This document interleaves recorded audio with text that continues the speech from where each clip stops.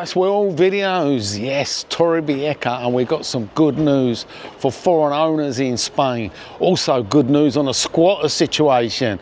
New laws have just come in, and yeah, if you're coming through the airports, got some good news about that as well. The EES and all the other news as well about the undercover police cars in Torrevieja, and it's freezing, as you can see. I'm in my jumper today. It's 17 degrees and it's 12 o'clock in the afternoon. The good thing is it's warm in the sun and it's blue skies, so we're going to take a walk along the promenade and update you all the latest news here in Torrevieja. Here we go, we're just round the back streets here of the promenade, and we'll take a walk along the promenade and we'll update you on what's been going on. And the big news here, they're saying for expats, but for all property owners in Spain, the Supreme Court has just come out with a ruling. The ruling is non-residents have got to be treated the same as residents now in Spain.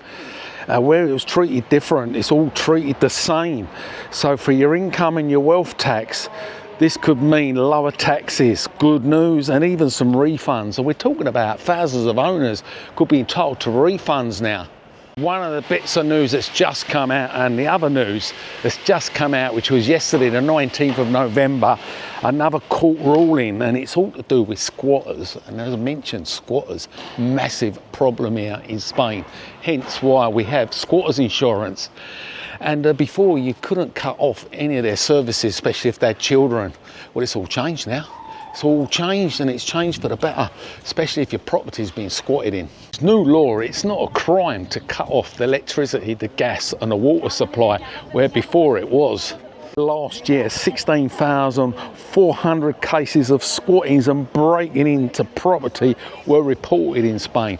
Noted, was reported. Not everyone reports what's going on, because sometimes you've got to go through the courts.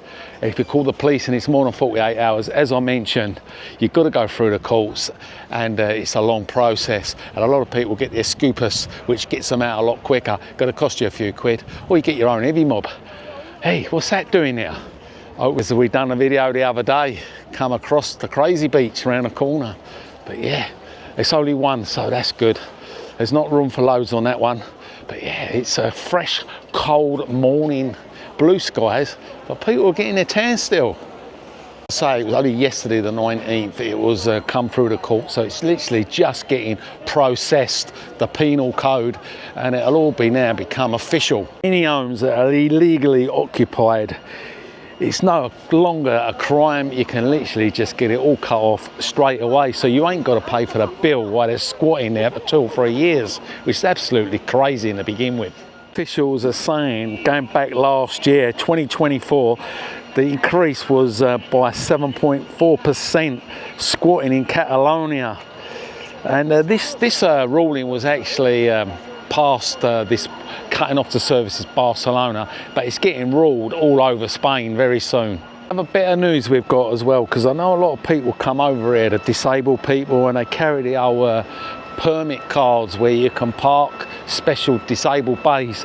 Well, some parts of Spain it literally is not recognised, so this depends really from area to area whether they officially recognise this special permit. No, a lot of it's to do with reduced mobility, and they do have a lot of reduced mobility parking in Spain. Lots of disabled.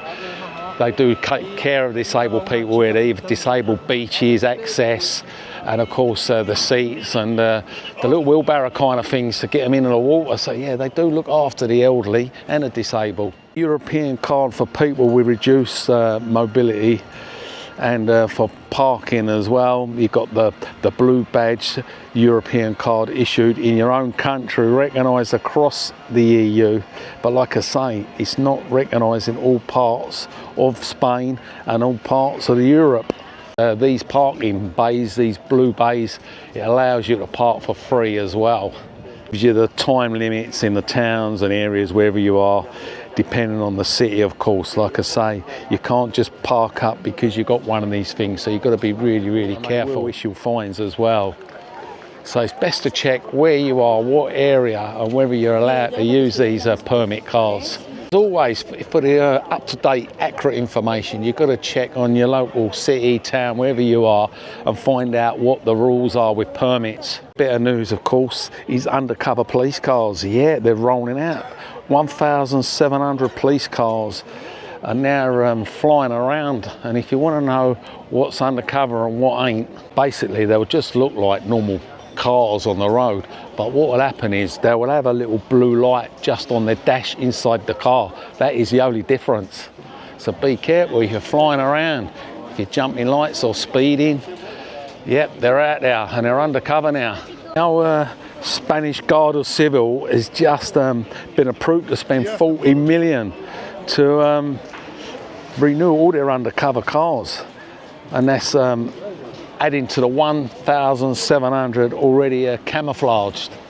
Better news, of course, is the EES, as you all know, that's come in through the airport. Some airports weren't using it, where they're all using it, and there's loads of delays and lots of uproars.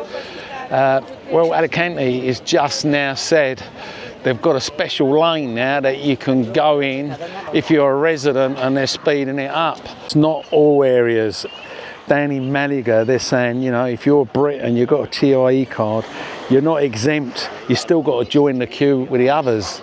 And yeah, up to hours delay sometimes, especially in the summer months, it's going to be really hectic.